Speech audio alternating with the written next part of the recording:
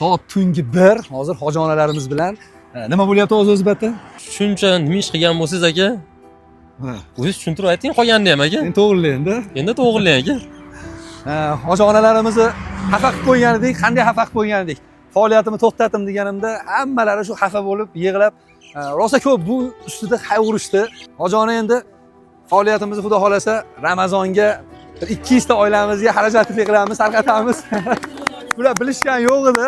Juda ko'p onalarimiz, bolajonlarimiz endi bizni kutishardi har oy. Ba'zi bir insonlar bor ekanki, oramizda shu ayollar ishlasa bo'lmaydimi deyshadi. Do'stlar, ishlashadi shu ayollarimiz. Kommunal to'lovlari bor, o'zlarini bir xarajatlari bo'ladi. Endi biz ro'zg'orliklarni qilib berib turibmiz. Bolajonlarga maktab sifoshlari, shu o'quv qurollarini qilib berib turibmiz. Bunaqa katta ish qilayotganimiz ham yo'q. Bir nechta insonlar mana uyli bo'lishdi, albatta Allohning fazli bilan va siz yaxshilar sababligingizda. Toqqa ketyapmiz. Tog'da bir ajoyib dachani gaplashib qo'yganmiz. Borsak-da jamoa bilan bir shularni xursandchiliklariga inshaalloh ozgina bo'lsa-da sabab bo'lsak. Hayotlaringizda to'g'risi shunaqangiz dachalarga borganmidilaringiz? Ha? Cholakka. O'zim ham bordim. Yo'q, lekin hali buni saunalari bor, bir olibda hali komfort deydi, shunaqa joylarga borilmagan, ha?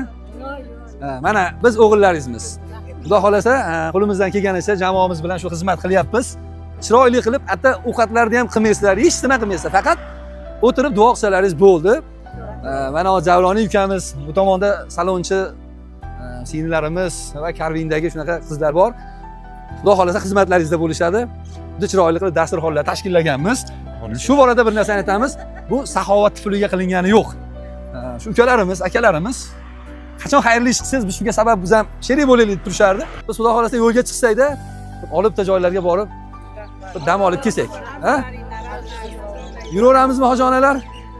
Duo qiling-chi onajon. Avvalambor yurt olamiz tinch bo'lsin, osmonimiz safo bo'lsin. Shu borada yurt boshimizni ham, muhtaram prezidentimizni ham duo qilaylik. Mana yurtimiz tinch. Alhamdulillah, qarang. Xotirjammiz. Mana hozir bemalol qarang shu borib dam olgani ketyapmiz. Shu yurt boshimizni ham haqlarga duo qiling va shu yurtga xizmat qilayotgan xodimlar hamma xodimalarni ham. Yurtboshimizni ham tan jonlari sog' bo'lsin. Mana xalqim, elim, yurtim deb chet ellarga boryaptilar. Chet eldan tashqari mana o'zimizni O'zbekistonning qancha viloyatlariga borib, shu xalqim chiroyli yashasin, xalqim mendan rozi bo'lsin deyaptilar. Ularning qatorida hamma rahbarlar ham sog' salomat bo'lsin ilohim. Shu borada bitta narsani aytib o'tamiz. Shu ukamni ham duo qilinglar.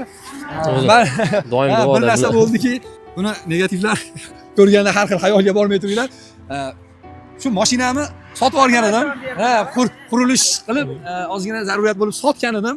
Aka shuncha xizmat qildingiz deb bir necha yildan beri qadrdon ukam, akangni piyoda qolib ketsangiz bo'lmaydi endi deb shu Malibu mashinasini menga shu ukam shuncha sovg'a berib. Ilohim rahmat. Sog' Ilohim. Alloh taolo ilon jannatdagi shu markablardan bersin. Mening do'dim emas. Mana Xudo o'sha samolyotidan berdi, yer samolyoti. Inshaalloh salomat bo'ling. Albatta. Hozir biz onalarimiz oldida bu gaplarimizni ayta olmadik. Endi ichlarida shunaqa holatlar borki, bir o'zlari yashaydigan onalarimiz, bir nechtalari.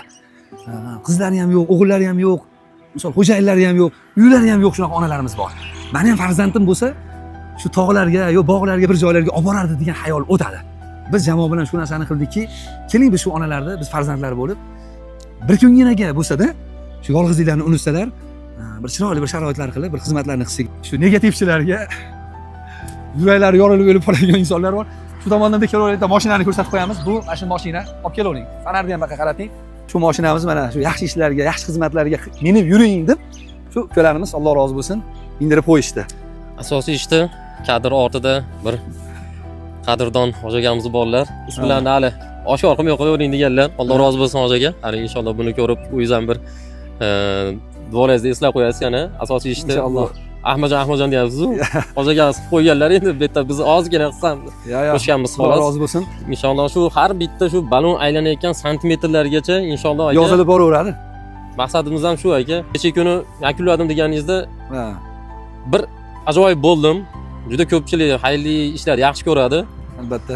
Duo qilib haqqingizga boshlasizlar deb aytildi. Boshlagan ishingizni vaqtinchalik yakunlab turdingiz. Endi mana aka bosh bo'lib yana bundan ham ko'p xayrli ishlarni ustida bosh bo'lib turing. Orqangizda aka inshaalloh izimizda aka boramiz. Birinchi xayrli ish shu onalarimizni Xudo xolasa xizmatlariga yo'lga chiqilyapti. Xudo xolasa. Bo'ldi. Biz inshaalloh xizmatlarda davom etamiz. Faqat shu uy masalalarida iltimos navbat bor, navbat bilan qilamiz. Yana bir narsa, yana kechagi kungi narsa inshaalloh qaytalanmasin. Ish rejimimizni o'zaro maslahatlashganmiz. Haftani shu bahonada Bir aytib kunida? o'tdik. Bir kunida dam beramiz, iloji yo'q. O'shaning uchun haftani har juma kuni dam qildik. Kunduzi kuni javob beriladi. Endi kechasi kuni aka, mana miyalar yana ham yuzi eson-omon topib kirib ketib olyapsiz aka. Adashib boshqa uylarga kirib ketib qolmaysiz. Endi aka rejim qo'ymasangiz boshqa uylarga kirib ketib qolasiz aka, adashib. Kelishdik. Vaqtida javob berolmay qolsalar, to'g'ri Rozi tushunaylik. bo'lasizlar, ha.